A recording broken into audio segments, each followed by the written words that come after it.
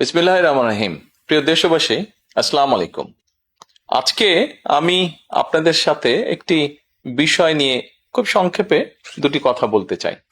যে বিষয়টি সমাজের প্রত্যেকটি শ্রেণী পেশার মানুষকে স্পর্শ করে। যে বিষয়টি কি সেটি সেটি হচ্ছে আমাদের পরিবেশ। অর্থাৎ আমি, আপনি, আমরা সকলে যে পরিবেশটাতে থাকি সেই পরিবেশটি কেমন, আমার আশপাশটি কেমন।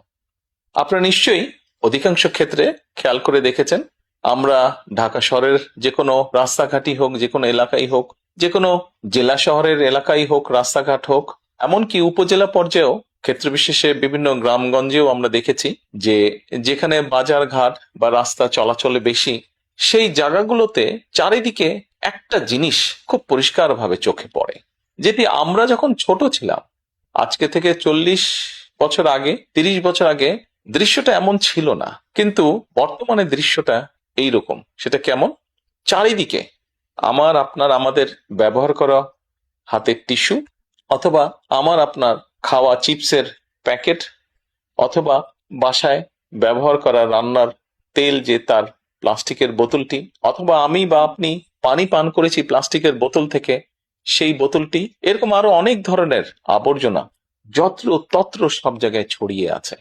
কোনো জায়গায় একটু বেশি জমা হয়ে আছে, অথবা যত্র তত্র লোকালয়ে চারিদিকে ছড়িয়ে আছে। চিন্তা করে দেখুন তো, আপনার ঘরে, যে ঘরটিতে আপনি থাকেন, যে বাসাটিতে আপনি থাকেন, যদি চারিদিকে এমন টিস্যু ছড়িয়ে থাকতো, যদি চারিদিকে এমন আবর্জনা ছড়িয়ে থাকতো, আপনার কাছে কি ভালো লাগতো দেখতে? নিশ্চয়ই না, আমাদের কারো কথাই ভালো লাগতো না। কবি তো সুন্দরভাবে লিখেছেন, সবুজ শস্য শ্যামলা আমার এই ভুবন। তো আসুন না, আমরা কেন আমাদের পরিবেশটাকে সুন্দর করতে পারবো না? বাংলাদেশের অধিকাংশ মানুষই পায়ে হেঁটে চলে, অথবা রিকশায় যায়, অথবা বাসে চলাচল করে। এই মানুষগুলো যখন রাস্তা পার হয়, বিভিন্ন জায়গায় যখন আবর্জনা জমে থাকে, ময়লা থাকে, এই মানুষগুলোর কিন্তু অনেক কষ্ট হয়, বিভিন্ন জায়গায় অনেক দুর্গন্ধ হয় আবর্জনা জমে থাকে। তবে আমরা যদি সকলে মিলে একটু সচেতন হই, আমরা যদি নিজেরা সচেতন হই, যত্রতত্র যদি আমাদের ব্যবহারকৃত আবর্জনাগুলো যদি যত্রতত্র আমরা না ফেলে দিই, আমরা যদি একটি নির্দিষ্ট জায়গায় এই আবর্জনাকে জমা করি এবং নির্দিষ্ট উপায়ে যদি এটাকে পরে ধ্বংস করি, তাহলে যেমন আমাদের পরিবেশটি ভালো থাকবে, ঠিক একইভাবে আমরা আমাদের পরিবেশটাকে সুন্দরভাবে রাখতে পারবো। দেখুন, অনেক জায়গায় আমি দেখেছি, গত কয়েক মাসে যখন আমি দেশের বিভিন্ন জায়গায় গিয়েছি, হয়তো কোনো একটি পুকুরের পাশ দিয়ে যাচ্ছি, দেখেছি পুকুরের ভিতরে বিভিন্ন রকম ময়লা স্তূপ হয়ে পড়ে আছে, অথবা পুকুর পাড়ে বিভিন্ন ময়লা স্তূপ হয়ে পড়ে আছে। অথচ একসময় কিন্তু এই পুকুর পাড়েই মানুষ বিকেলে বসতো, গল্প করত পরিবার পরিজন নিয়ে, কিন্তু এখন আবর্জনার জন্য সেটি সম্ভব হয় না। ঢাকা শহরেও বিভিন্ন পার্ক আছে, বিভিন্ন জেলা শহরেও বিভিন্ন পার্ক আছে। আমরা পার্কগুলোতে যাচ্ছি বিকেল বেলায় পরিবার পরিজনকে সাথে নিয়ে, কিন্তু গিয়ে যখন আমরা চিনে বাদাম খাচ্ছি, অথবা চিপস খাচ্ছি, অথবা বাচ্চারা লজেন্স খাচ্ছে, খেয়েই আমরা জিনিসটা সেখানে ফেলে দিচ্ছি। আমরা যখন যাই তখন হয়তো যারা পরিচ্ছন্ন কর্মী তারা হয়তো পরিষ্কার করে রাখছে, কিন্তু আমরা যখন বেরিয়ে আসছি তখন আর সেটি আগের মতন পরিষ্কার থাকছে না।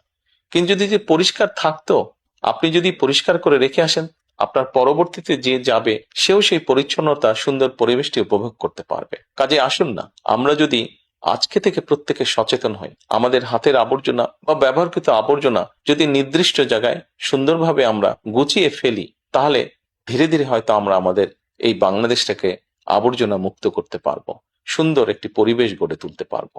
দেশটা তো আমাদের সকলের। আমরা সকলে মিলে যদি চেষ্টা করি, সকলে মিলে যদি একটু একটু করে করি, তাহলে আমরা বড় কিছু করতে সক্ষম হব। প্রিয় দেশবাসী, আপনাদের কাছে আজকে এই সহযোগিতাটা আমি চাইছি। আমরা সকলে মিলে আসুন, চেষ্টা করি আমাদের দেশটিকে পরিষ্কার সুন্দর রাখতে। আমরা সকলে মিলে চেষ্টা করি আমাদের পরিবেশটিকে সুন্দর পরিষ্কার রাখতে, যা নিশ্চিত করবে আমাদের আগামী দিনের বংশধরদের জন্য একটি সুস্থ দেশ, সুস্থ পরিবেশ। সকলকে আন্তরিক ধন্যবাদ। আসসালামু আলাইকুম।